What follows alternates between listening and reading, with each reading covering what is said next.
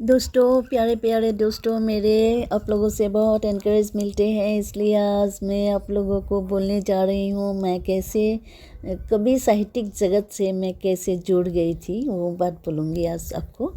मैंने जब आप लोगों को बोल के आई हूँ मेरे जीवन के बातों को, छोटी छोटी शॉर्ट नोट्स ऐसे बोल के आई हूँ। तो मैंने जब बोल दिया था आप लोगों को कि मैं आश्रम पहुंच गई थी, तो आश्रम में क्या होता है, मेडिटेशन करके ऐसा मुझे ऐसा एक शक्ति मिला था कि मैं समझ गई थी कि सपना से लोग बहुत कुछ कर सकते हैं, जो इच्छा वही बन सकते हैं, ऐसा मुझे फीलिंग्स आया था। तो मैं एक कविता लिख के देखी, हाँ, कविता लिख के गुरुजी को दिखाया।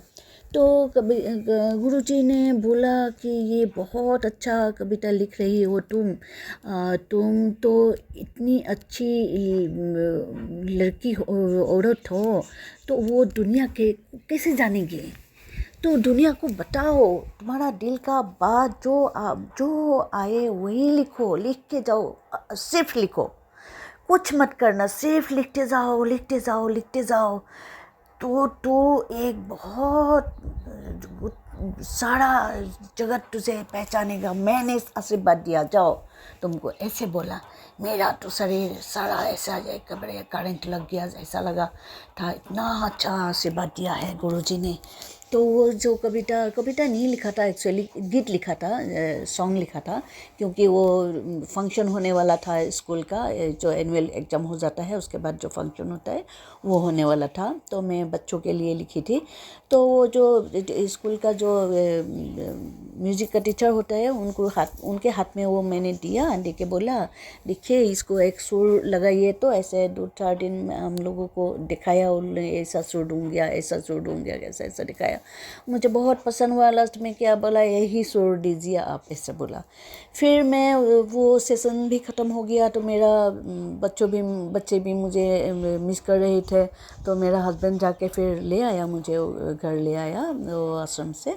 तो मैं वो फंक्शन में अटेंड नहीं कर पाई थी। तो फिर बाद में जो फंक्शन में जब ये सॉन्ग गाया था बच्चों ने, तो सब ने बहुत सराहा, तो बोला कि एसडीबी मिस। मेरा जो टाइटल था वो काकोटी था, लेकिन काकोटी टाइटल जो था ना, मेरा जो ससुर जी था कुछ जानी मानी हस्ती है, असम के सब कोई पहचानते हैं, इसलिए मैं वो टाइटल नहीं लिया था। मैं खुद को मनीराम देवान का नातिन हूँ, वो मेरा परदादा हो, वो ये ज़्यादा मैं पसंद करती हूँ, वो जो मेरा पहचान वो ज़्यादा पसंद करती हूँ। तो इसलिए, और ये नहीं लिया, इसलिए नहीं लिया कि जर्नलिस्ट जो है राइटर से भी कनेक्टेड होते हैं, तो बोलेगा कि जर्नलिस्ट है, इसका बहू है, इसलिए वो उठ गई, ऐसे बोलेगा।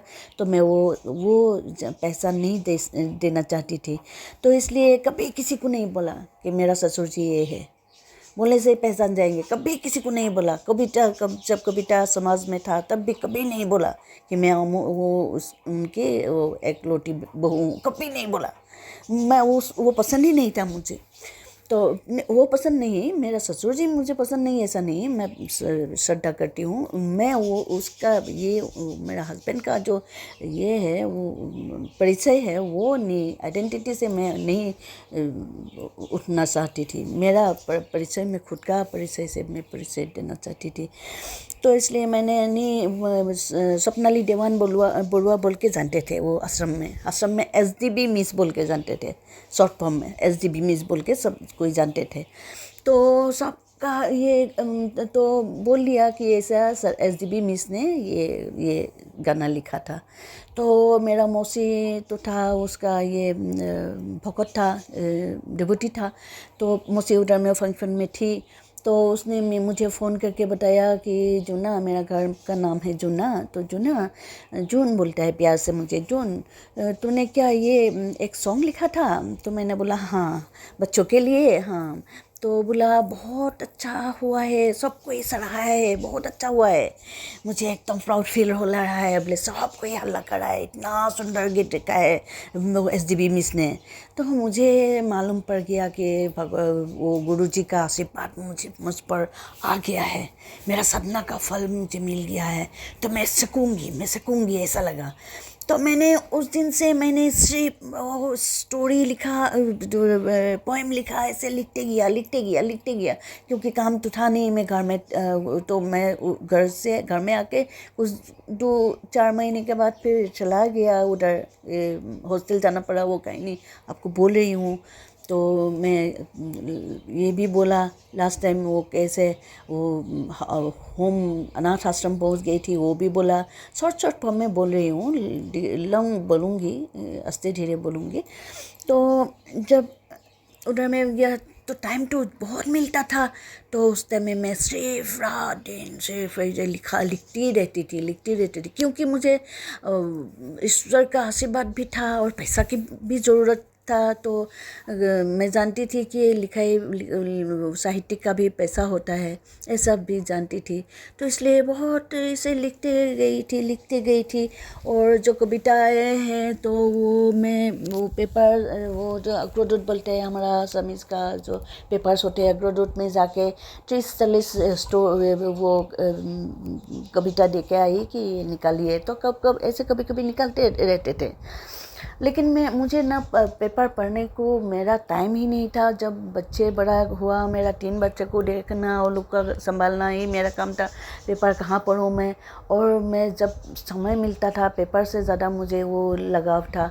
डिवोशनल किताब होता है उसमें लगाव है, एस्ट्रोलॉजिकल किताब वो भी मैं उसमें लगाव है, वो पढ़ती हूँ।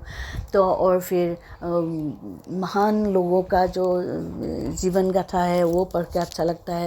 और ट्रैवलिंग जो होता है, ट्रैवल स्टोरी, वो भी मुझे पसंद है। तो मैं पेपर से मुझे इतना लगाव नहीं था, तो मैं पेपर पढ़ती नहीं क्योंकि पेपर मैं थोड़ा ज़्यादा इमोशनल हूँ। तो पेपर अगर पढ़ लिया तो फिर मैं उस दिन बस उदास हो जाती थी।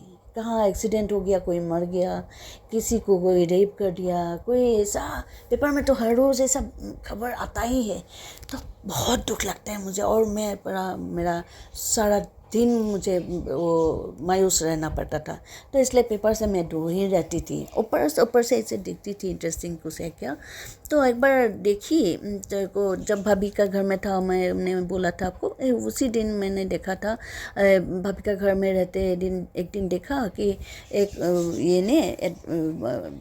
ये इन्विटेशन कर रहा है कि ये है रास्ते के किनारे कविता का शाम। ऐसे असमीज में अलग है, आपका हिंदी में बोल रही हूँ मैं। तो ये एक प्रोग्राम है, पदपथत आबेलिर कविता, मीन्स रास्ते के किनारे शाम के कविता। तो उसमें इनवाइट कर रहा है, एक फ़ोन नंबर दिया। तो मैंने वो फ़ोन नंबर नोट करके रख, फ़ोन नंबर में मैंने फ़ोन किया। तो एक बहुत जेंटलमैन, ऐसा बहुत ही जेंटली बोला कि वो हर महीने के 1 तारीख को शाम को 3 बजे वो चांदमारी का ब्रिज जो है, चांदमारी में वो जो रेडियो सेंटर है उसके फ्रंट में आप आ जाइए। अगले आज तो है 26 तारीख, अगले 1 तारीख को आ जाइए, आप मिल जाएंगे ज़रूर। तो मुझे बहुत अच्छा लगा। तो मैं बोला कि हाँ, वो साहित्यिक जगत से जुड़ जाऊंगी तो अच्छा लगेगा, कविता मेरा कुछ ये होगा डिस्ट्रीब्यूशन, मैं लोगों को भी बता सकूंगी, मेरा कविता जान नहीं सकेंगे। पेपर में दिया है वही तो काफ़ी नहीं है, पेपर में तो दिया है, बहुतों ने सलाह, पेपर से भी बहुतों ने सलाह। मैंने कभी लॉन्ग करके बोलूँगी तो मेरा फ़ोन नंबर भी मैंने नोट करके रखा है, उसका नाम भी नोट करके रखा है, मैं कभी बोलूँगी ज़रूर। प्रोफेसर था, कोई ऐसा भी था, बहुत ये सराहा। तो मुझे बहुत एनकरेज मिला। तो मैं उधर जब इन द मीन टाइम मुझे वो जो अनाथ आश्रम जाना पड़ा। तो अनाथ आश्रम का जो लेडी थी और मोनोमोती बर्मन वो थी, वो जो उसका जो कहानी होता है ना, वो ये रेस्क्यू करके लाते हैं लड़की लोग, उसका कहानी लिखते थे, पेपर में देते थे कि नस्तसनरिका बोल के एक तो पेज था, संडे का ने क्या प्रेस था, मैंने कभी पढ़ा नहीं। मुझे उन्होंने बोला कि बहुत मैं जब उन्होंने जब देखते थे कि मैं बहुत देर तक लिखती रहती हूँ बहुत पेपर्स, खाली मैं पेपर्स में ही पैसा खर्च करती हूँ, पेपर्स खरीदती हूँ, ऐसे करती हूँ और लिखती हूँ, फिर ये प्रेस में ये करती हूँ, DTP करके निकाल लेती हूँ, ऐसे पैसा खर्च करती हूँ। तो उन्होंने देखा रात को भी ऐसे बहुत देर तक क्या हुआ, कल रात 3 बजे तक आप नहीं सोए, तुम ऐसे बोलता है। मैंने बोला लिख रही हूँ। तो मेरा ऐसा मैनिया हो गया था कि रात को अगर 3 बजे याद आ गया कुछ कविता तो उठ के लिख लेती थी, ऐसा होता था। तो उन्होंने बोला आपका ये नेचर बहुत अच्छी है, देखो इसके लिए मुझे बहुत अच्छा हुआ कि आप मिल गए, क्योंकि मैं नस्टर संडिका लिखती हूँ, शायद पढ़ा है आपने, मैं वही लिखती हूँ। तो मैं थोड़ा आलसी हूँ, इसलिए मुझे लिखाई में कम ये होता है, लिखाई में इतना इंटरेस्ट नहीं है, कम टाइम देती हूँ। तो आपको मिल गया तो मैं भी लिखूँगी, रुकिए, ऐसे बोला। बहुत अच्छा पाया उन्होंने बोला, उन्होंने भी एनकरेज किया। तो मैं पहचानती नहीं थी जो ये चांदमारी का जो ये शाम का जो कविता का ये प्रोग्राम है। तो मनुमती दीदी को बोला कि मैडम को बोला कि 1 तारीख में ये है, आप चलिए, आपको भी अच्छा लगेगा, तब तो आप भी जुड़ जाएंगे साहित्यिक समाज से। तो वो भी चले तो बहुत अच्छा लगा। और उसी प्रोग्राम में ऐसे इनविटेशन मिला हम लोगों को। उसी प्रोग्राम में हर प्रोग्राम में हम इनविटेशन लेके आता है कोई, कि वो प्रेस क्लब में कुछ है, या तो वो कला क्षेत्र में कुछ प्रोग्राम है, या तो कहाँ पे वो क्या हॉल है गुवाहाटी में, जितना हॉल है उस सब में मैंने कुछ होता ही रहता है, तो इनविटेशन उधर में मिल जाता है। तो मुझे कभी साहित्यिकों से जुड़ना था, तो मैं बहुत सी मैं जब फुर्सत मिला, तो जब मैं वो हॉलीडेज था में मीटिंग था, तब जा सकी गई। जाके ऐसे देखिए, ये जुबिन गार्ग का पिताजी है, उनका कुंजो ठाकुर नाम देके वो लिखते हैं, उसका असली नाम अलग है। तो वो भी बहुत उनसे भी बहुत ये हो गया था। ये हमारे देखिए बहुत अच्छी गाती है, ऐसे बहुत सारा जानी मानी हस्ती के साथ हमारा ये इंट्रोड्यूस हुआ, इसी माने कविता और जो साहित्यिक समाज से ही मुझे बहुत ये मिला। तो अभी कुछ दिन में ये स्वर्गवास हो गई। बहुत सुंदर गाती थी। तो